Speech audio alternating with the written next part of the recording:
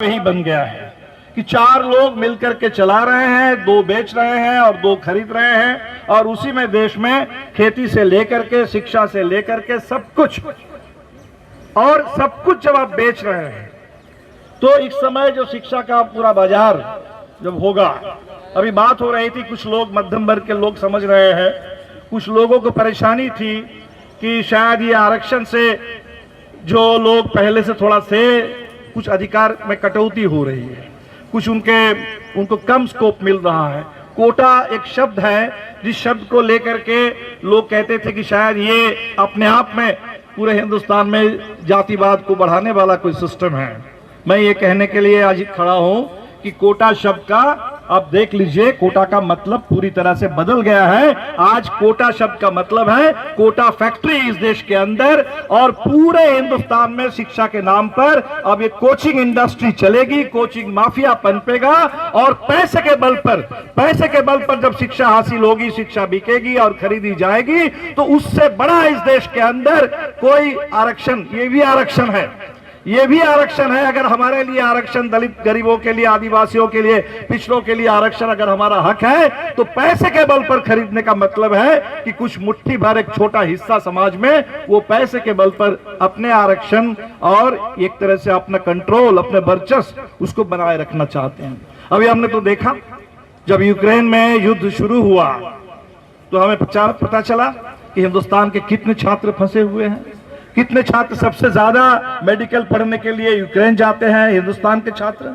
और क्यों जाते हैं तो लोग कह रहे हैं कि हमारे एक छात्र वहां जाकर के मर गए, उनके परिवार से बात आई कि यहाँ सब कुछ के होते हुए भी कोई स्कोप नहीं था, सब कुछ होते हुए भी, परीक्षा, डिग्री, नंबर सब होते हुए भी यहाँ के मेडिकल कॉलेज में जगह नहीं मिली और जाना पड़ा वहां। और वहां कुछ लोग कहते हैं कि वो थोड़ा सस्ता है, हिंदुस्तान में अगर 1 करोड़ है तो वहां शायद 25 लाख में कुछ वहां पढ़ाई हो सकती है। आप देख लीजिए ये जो शिक्षा का पूरा बाजारीकरण है, ये चीजों को कहां पहुंचा रहा है। तो इसलिए ये अच्छी बात है कि ये पूरे नई शिक्षा नीति के खिलाफ एक व्यापक आंदोलन कैसे खड़ा हुआ, हमें सोचना चाहिए। छात्र निश्चित तौर पर हमने सुना कि शिक्षकों की भी स्थिति बद से बदतर हो रही है।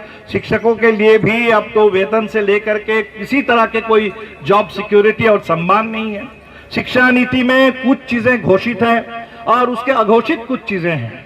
शिक्षा का मॉडल अगर आप ये देखेंगे इस समय, तो गुजरात तो एक तरह की लेबोरेटरी थी।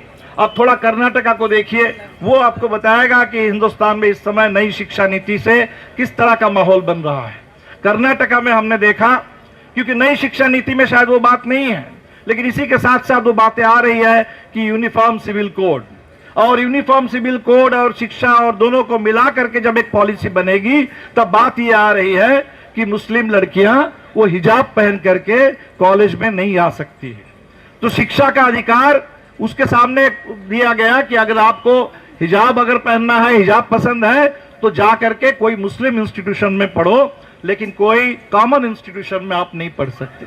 इसका मतलब यह हो रहा है कि इस देश में जो यूनिवर्सिटीज में एक माहौल बनता था, जहां देश भर के छात्र आते थे, जहां हिंदू, मुस्लिम, सिख, ईसाई एक साथ मिलकर के पढ़ाई कर सकते थे, जहां गांव और शहर आकर के मिल सकता था, ये जो पूरे एक माहौल इस देश में एक आधुनिक हिंदुस्तान बनाने के लिए उसको खत्म कर देना है।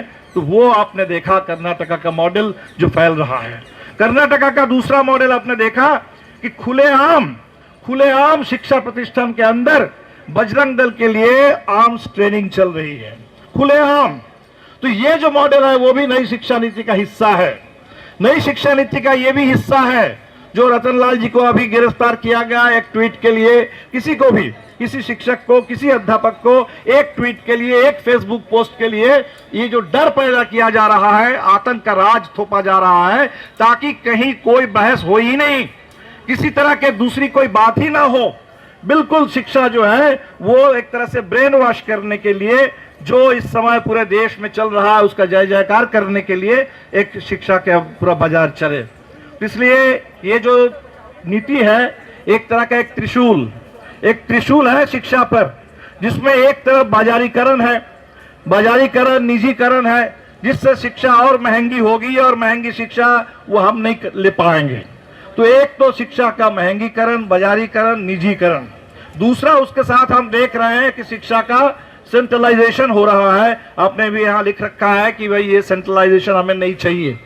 अब सबसे ज्यादा तमिलनाडु के अंदर एनईईटी के खिलाफ, नीट के खिलाफ आवाज उठ रही है। उत्तर भारत में अभी भी उतना ज्यादा नहीं है, लेकिन हमें सोचना बिल्कुल चाहिए कि एजुकेशन का ये जो सेंट्रलाइजेशन अगर होगा, आज पूरे देश में हमारी डाइवर्सिटी खतरे में है, देश की विविधता, देश की बहुलता ये खतरे में है, और ये सेंट्रलाइजेशन पूरे शिक्षा को बर्बाद करके रख देगा। इसीलिए इसके खिलाफ हम हैं। और इसी के साथ साथ वो तीसरा जो सैफ्रनाइजेशन चल रहा है, जिसमें शिक्षा के नाम पर पूरे सब कुछ बदल देने की पूरी कोशिश हो रही है, सब कुछ। अभी आप देख लेंगे आईआईटी खड़गपुर से क्या निकल रहा है, किस तरह का पूरा कैलेंडर आ रहा है। वहां आ रहा है कि इस पूरे देश में जो इतिहास का हमारा सेंस था उसको हम कैसे बदल देंगे, और पूरे इस देश के अंदर हम एक खास किस्म की विचारधारा को कैसे थोपेंगे। 2 दिन पहले अखबार में हमने देखा, बिल्कुल जो जर्मनी वाला मॉडल था कि वहां एक रेशियल प्यूरिटी की बात थी, कि हिंदुस्तान में भी अब शिक्षा के माध्यम से ये बात आ रही है कि खांटी भारतीय जीन किसके पास है। तो ये राष्ट्रवाद को वहां जीन तक ले जाने की पूरी कोशिश हो रही है, ताकि हिंदुस्तान के अंदर हम कुछ लोगों को कह देंगे कि ये भारतीय नहीं है। इसलिए एक बड़ी लड़ाई है, और बड़ी लड़ाई में छात्र शिक्षक, बड़ी लड़ाई में छात्र अभिभावक, बड़ी लड़ाई में छात्र और किसान और मजदूर, सबकी एकता जरूरी है, सबकी भागीदारी जरूरी है। हम आपसे बस इतना ही कहकर अपनी बात खत्म करेंगे। ये जो लड़ाई, ये लंबी लड़ाई है, और इस लंबी लड़ाई में पूरी मजबूत इरादे के साथ अगर आप लड़ेंगे, तो किसानों ने हमें रास्ता दिखाया है कि अगर हम डटे रहेंगे तो निश्चित तौर पर हम जीत सकते हैं। तो हम लोगों को भी बिल्कुल इस लड़ाई में, इस मोर्चे पर डटे रहना होगा, और इस एकता को और बढ़ाना होगा, और ये नई शिक्षा नीति इस देश के अंदर ये खत्म हो, और सबको यूनिवर्सल शिक्षा का राइट, सबके लिए common education system, common school system, universal education की राइट, ये हम सबका हक मिले, सबका हक बने, इसके लिए हम लोग आगे बढ़ेंगे। इसी के साथ बहुत बहुत शुक्रिया। आपकी इस मुहिम में हर तरह से हम लोग हमेशा साथ रहेंगे। आपकी इस मुहिम आगे बढ़े, आप जीत के मंजिल तक पहुंचे। बहुत बहुत शुभकामनाएं, शुक्रिया।